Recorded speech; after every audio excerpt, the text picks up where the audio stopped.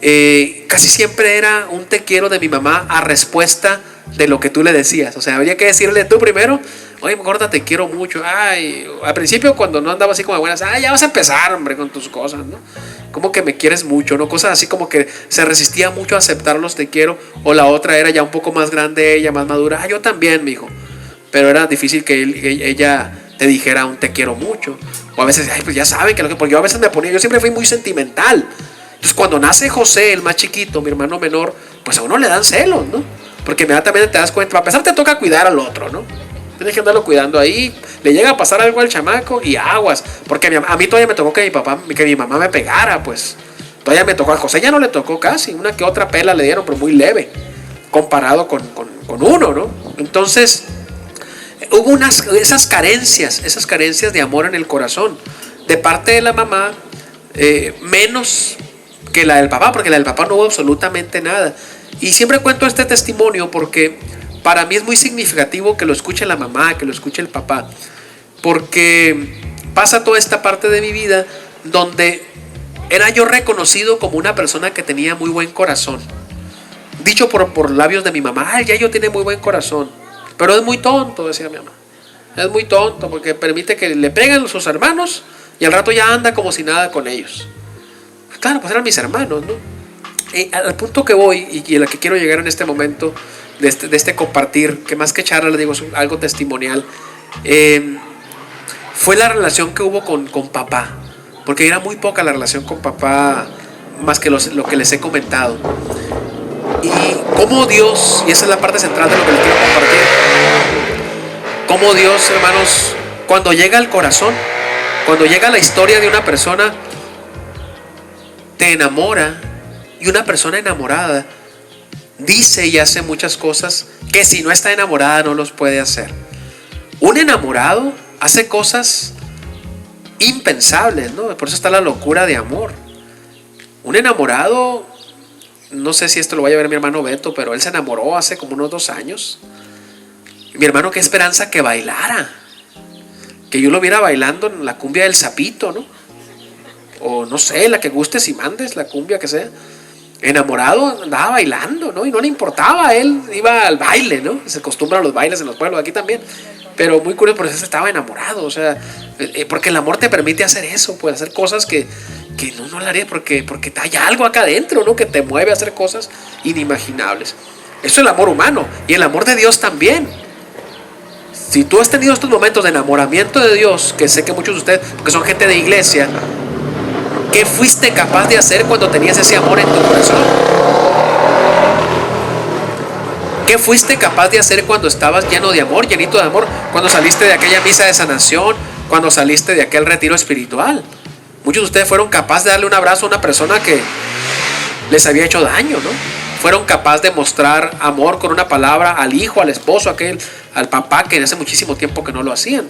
¿Por qué? Porque estaban llenos de amor, del amor de Dios. Entonces fueron capaces de hacerlo. Una persona se sabe cuando está llenita de amor, cuando es capaz de mostrarlo, es capaz de externarlo. Dices, esta persona ama, sabe amar y puede manifestar ese amor. Es lo que yo he podido descubrir. Y a mí me pasa eso. La primera vez que yo siento el amor de Dios en mi corazón es a los 16 años aproximadamente. Hasta esa edad siempre mi pensamiento fue: mi papá no me quiere. Hasta los 16 años, pero claramente tenía eso en mi mente: mi papá no me quiere a mí. No pensaba en mis hermanos, yo pensaba más en mí, ¿verdad? Pero no hay un cariño, no hay una demostración de amor. Y a veces no nos damos cuenta lo necesario que es que se manifieste el amor de una o de otra forma, ¿no?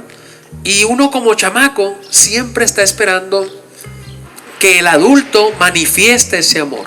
Al menos yo hablo desde mi perspectiva, como yo lo viví. Que la mamá, que el papá te manifiesten ese amor. Como que a ellos les toca, pues. Les toca a ellos manifestar ese amor. Uno lo vive así, yo lo viví así hasta mis 16 años. Vivo una experiencia de encuentro con Dios muy fuerte de 4 días. Era un retiro espiritual que fui a vivir esa experiencia porque en esa edad, a mis 16 años, había una jovencita que a mí me gustaba.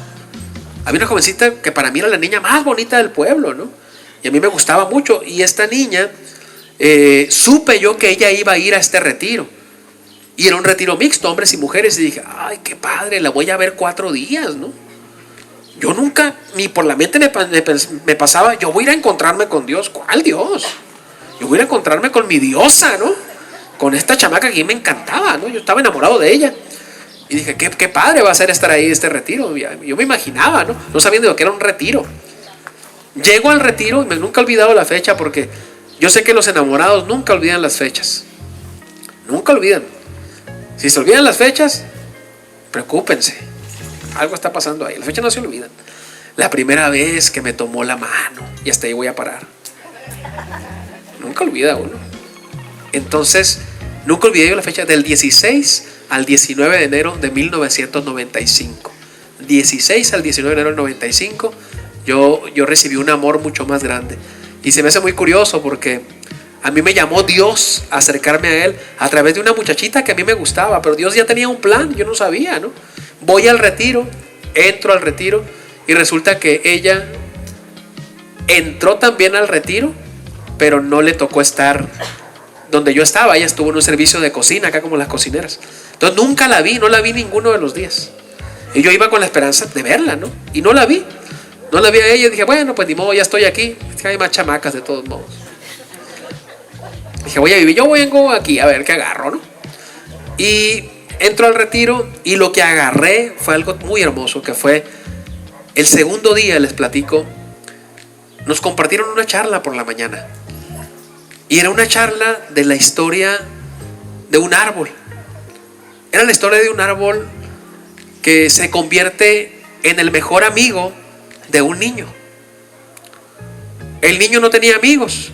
Iba al jardín, al bosque, al parque de ahí de su colonia. Iba y se subía al árbol y el árbol le hablaba, ¿no? Y platicaba con el árbol. Ya ves que hay niños que platican hasta con las piedras, ¿no? Pues platicaba con el árbol y el árbol se volvieron los mejores amigos. Y este niño empieza a crecer. No voy a contar toda la historia, pero la historia más o menos es así. Empieza a crecer y el niño empieza a tener necesidades. Y ya me voy a graduar de la primaria y necesito unos zapatos y mis papás no tienen dinero para darme. Y dice, no te preocupes, dice, tú corta mis ramas, véndelas y con eso vas a tener para tus zapatos. ¿A poco harías eso por mí? ¿Puedo cortar tus ramas? Sí, córtalas. Y corta las ramas, ¿no? Y va y vende y compra zapatos. Pero él se empieza a olvidar del árbol. Ya no va. Pero otra vez empieza a sentirse triste el niño que ya está siendo un adolescente. Dice, se acuerda que él tenía un amigo, ¿no? El árbol en su niñez. Y va otra vez con él. Y el árbol pues se pone muy contento al verlo. Y le dice, que me da mucho gusto verte, ven, súbete a mis ramas. Y él ya le da más pena porque ya está más grande, ¿no? Y empieza él a decir, pero híjole, pues aquí me da pena, te tengo muy descuidado, hace mucho que no te veía. No te preocupes, los buenos amigos pueden pasar años sin verse, pero siguen siendo muy buenos amigos. Y te vino triste, le dice, ¿qué tienes? ¿Qué te pasa? ¿Por qué vienes como cabizbajo? Y le dice, es que estoy, pues, ya ves, ya tengo 15 años y ya tengo novia, le dice él. Ya tengo novia, pero pues no tengo nada para darle. Yo quisiera llevarle unas flores, unos chocolates, pero no tengo nada para... Ay, no te preocupes por eso, le dice. Córtame ahora, no sé qué parte del árbol, le dice al árbol. Corta esto ahora, mire, vas a sacar un dinerito y ve y compra las flores, compra los chocolates. O sea, porque se trata de que tú estés feliz. Y yo no quiero verte triste, somos amigos. Y ya corta y va y lleva las flores y se vuelve a olvidar del árbol. La historia se va transcurriendo así hasta que el niño se convierte en adulto. Y nunca se acordaba del árbol, solamente cuando ¿qué? Cuando lo necesitaba. Si no lo necesitaba, no pelaba al árbol, ¿no? Él andaba en su mundo. Pero cuando necesitaba el árbol iba y el árbol lo trataba con mucho amor. Ven, mira. Y termina el momento, termina con el árbol. Llega un momento, y la última vez que va él, ya cuando se va a casar. No, ya se había casado, va porque se le enferma un hijo.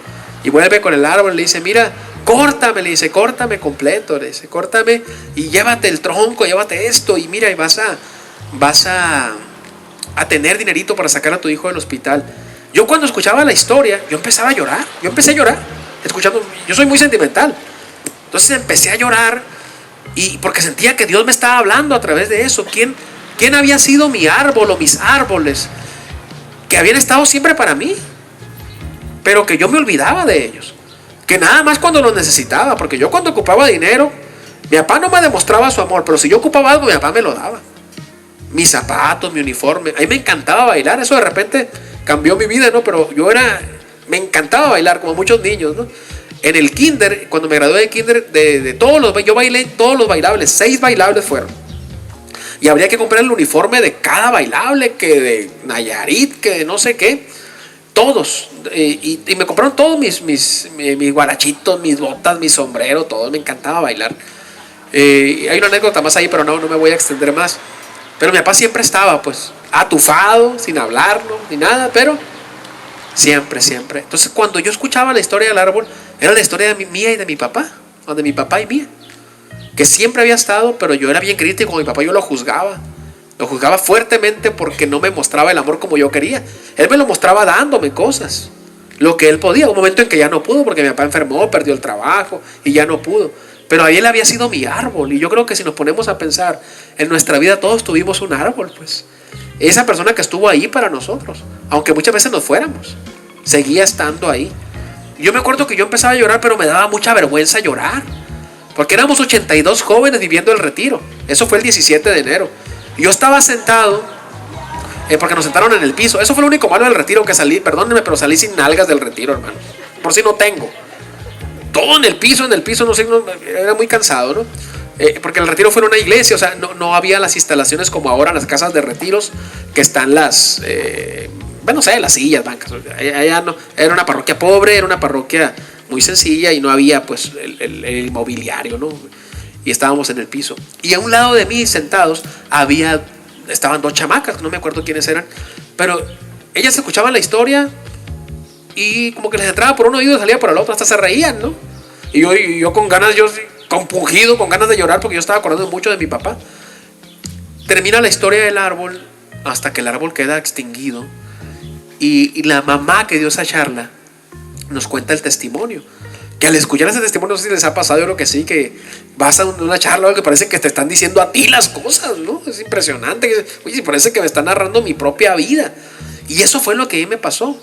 Y yo me solté llorando. Fue un desahogo tan grande. Y ahí fue donde empecé a sentir el amor de mi padre. Que estaba el amor de mi papá, pero que yo no lo había descubierto como yo quería, pues, pero el amor de mi papá ya estaba. Y ese mismo día tomé una decisión. Saliendo de este retiro, yo lo primero que voy a hacer es lo que nunca he hecho en mi vida y siempre he esperado. Yo siempre he esperado que mi papá me abrace. Y mi papá me abrazaba, pero cuando andaba tomado, y me causaba una repulsión que él me abrazara tomado, olerlo, me caía gordo. No me gustaba eso. Y yo anhelaba abrazarlo, pero así hacerlo del que él estuviera bueno y sano, que no estuviera tomado. Y yo me acuerdo que ese día tomé la decisión. Lo que voy a hacer aquí, como que se sanó acá adentro algo. Hubo algo muy hermoso, así como que Dios me estaba diciendo: mira, si hay un amor para ti, hay un amor grande, pero tal vez te toque a ti ir a tu papá, ir hacia él, mostrarle tú el amor, porque te estás quejando de que tu papá no te muestra el amor, pero tú, ¿cuándo se lo has mostrado a él? ¿Tú cuándo te has dado este tiempo para esperarlo cuando llega del trabajo, para dar tu tiempo con él? Porque eres bueno para quejarte, pero no haces nada. Sentía que Dios me lo decía claramente, ¿no? Y tomo esa decisión de acercarme a mi padre. Y tuve muchos regalos en ese retiro, pero uno de los que más recuerdo fue ese, el darme cuenta que mi padre me quería, me amaba, pero que no sabía cómo mostrármelo mi papá. Un hombre que desde los 13 años se cruzó a Estados Unidos a trabajar de bracero, desde muy chico. Un hombre que vivió un montón de cosas. Mi papá tenía toda la espalda quemada por un accidente que tuvo. Mi papá fue tremendo, fue muy vago, ¿no? Y les digo, yo nada de esto sabía hasta esa edad, cuando me di la oportunidad de conocer a mi padre. Termina el retiro, era una noche muy fría, 19 de enero, en Sonora, en Sonoita, en el desierto. Allá cuando hace calor, y cuando hace frío que te duelen los huesos, ¿no? Y era tiempo de enero, de un frillazo. Y hice lo que el Señor me había pedido, lo que yo sentía en mi corazón. Llegué a casa un domingo. ¿Te acuerdas que había un programa de Raúl Velasco? ¿Cómo se llamaba?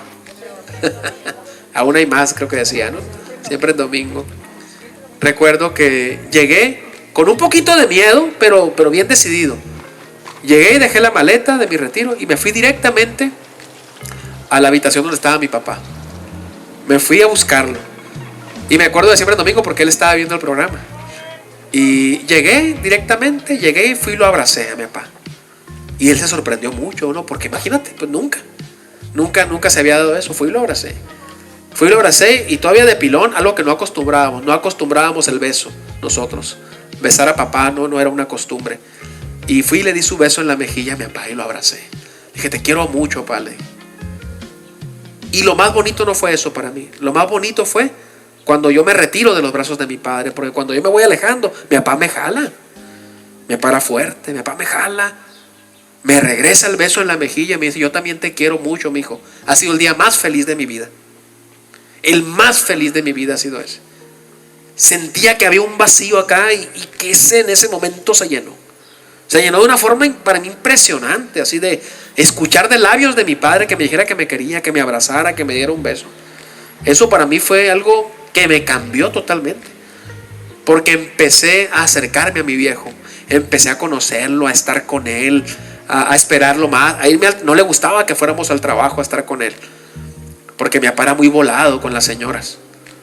Era muy volado mi papá. Así de viejo como estaba, ya ni le quedaba, pero era muy volado. Y uno llegaba a la barbería y como ahí llevan 2, 3 señoras, uno llegaba y pues les estorbábamos, pues. Se ponía la cara así como a ver, ¿quieren dinero o qué? Quería que nos fuéramos. Van a ir a comprar, que no sé qué. Pero a mí no me importó, yo empecé a conocer a mi padre y dije, este es mi viejo, este es mi papá con sus cualidades, con sus defectos. 3 años después muere mi papá, pero yo estoy agradecidísimo con Dios de que empecé a conocerlo. Esto que les digo, que a los años que él se fue, cómo fueron sus papás, mis abuelos que yo no conocí, porque mi papá era grande, cómo fueron con él. O sea, si yo hubiera tenido una vida dura, según yo, porque uno cree que sufre mucho, mi papá había tenido una vida doble o triplemente más dura que la mía. O sea, mi papá, ¿de dónde me iba a decir que me quería? En su vida escuchó mi papá que su papá, mi abuelo, le dijera que lo quería. En su vida lo escuchó, pues, o sea, no tenía de dónde mi papá. ¿De dónde? No había de dónde agarrar este amor. Era mi papá un hombre sencillo, un hombre de rancho, un hombre que de una manera distinta, pues. Y uno va entendiendo eso, pero no lo entiende uno cuando no está Dios en el corazón. Porque si no está Dios en el corazón, uno es bien egoísta. Uno piensa en uno mismo y me tienen que dar a mí. Pero resulta que cuando cambian la cosa, dice, ¿sabes qué? Tengo que dar yo. Pero es muy difícil que uno dé si no lo tiene, ¿no? Y yo acabo de salir de un encuentro con Dios. Por eso les digo, cuando está enamorado, está llenito de amor, puedes hacer cosas que nunca hubieras imaginado. ¿Tú crees que yo hubiera llegado con mi papá a abrazarlo y darle un beso, decirle que lo quiero, si no hubiera ido a este encuentro? Yo pienso que no. A lo mejor de otra forma no hubiera sido. A veces estas cosas pasan cuando se enferma alguien, sabes que está a punto de morir y uno va, ¿no? En esos momentos límites, extremos. Pero lo pude hacer por el amor que había acá adentro, ¿no? Y empezar, les digo, a conocer a mi padre. Y él muere 3 años después. Yo ya me había ido al seminario. Yo estaba en filosofía estudiando. Cuando mi papá enfermo, duró muchos años enfermito mi papá. Y cada que se ponía malo lo traíamos a Mexicali, al centro de salud, ¿no? Mi papá no tenía ni seguro social siquiera. Y me dio el regalo Dios de que mi padre muriera conmigo. O sea, mi padre se enferma, lo dejan en el Hospital General de Mexicali, mis hermanos se regresan a trabajar. Y me dicen, ¿sabes qué? Mi papá me acuerdo muy bien de la cara de Roberto, mi hermano que está en el otro lado. Nunca he olvidado su cara, porque él iba así como enojado, enfadado. Ya está mi papá enfermo otra vez. Digo, sí, o sea, cuando es un enfermito recurrente, ¿no? Se cansa la familia. A ver, no hay que ponerle otro verbo a esto. La familia se cansa cuando tienes un enfermo. No es que no los querramos, no es que sean una carga para nosotros. No es eso. Pero tú te cansas, físicamente te cansas. Físicamente, emocionalmente terminas muerto, terminas muy cansado. Yo tuve 9 años a mi mamá enfermita, cuidándola. Y llegan momentos que estás bien cansado. Y no es que no los quiera uno, simplemente te cansas. Es algo muy normal, pues, que sucede en el corazón, en la vida, ¿no? Y me acuerdo muy bien cuando llegó Roberto, llegó a la puerta del seminario, me mandaron a hablar, oye, te busca tu hermano, ahí voy. Me acuerdo así de la cara de Roberto, ¿sí? ¿Sabes que mi papá se puso mal otra vez? Ahí te encargas tú, dijo, yo me voy a ir a trabajar. O sea, tenía que agarrar el camión para irse a Sonoita, ¿no? 3 horas, 4 horas de camino. Y ya pedí permiso yo en el seminario. Yo siempre estaba muy agradecido con los sacerdotes en mi vida, porque con mi mamá me permitieron mis obispos, los dos, tanto Rafa como Francisco, tener a mi mamá conmigo y cuidarla, ¿no?